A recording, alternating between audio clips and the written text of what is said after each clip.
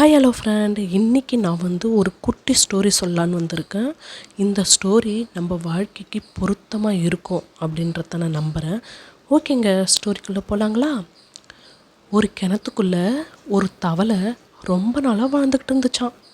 அப்படி வாழ்ந்துக்கிட்டே இருக்கும்போது நல்லா மழை பெஞ்சிட்டு இருந்துச்சாமா. அந்த டைமில் இன்னொரு தவளை அந்த கிணத்துக்குள்ளே வந்துச்சாமா.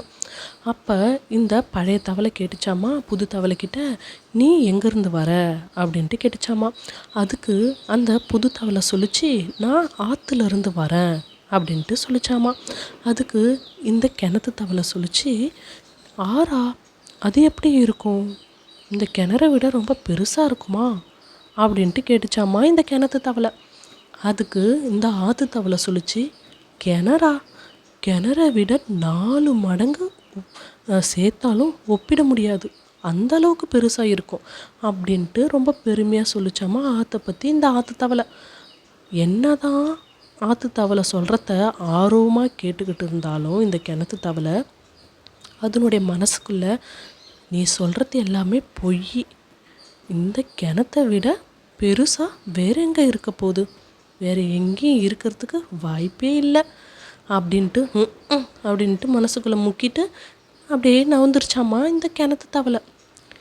இதிலிருந்து நீங்கள் தெரிஞ்சிக்க வேண்டியது என்னென்னா, இந்த கிணத்து தவளை மாதிரி தாங்க நம்மளோட வாழ்க்கையும் ஒரு வட்டத்துக்குள்ளேயே போயிட்டுருக்கு. சரிங்களா?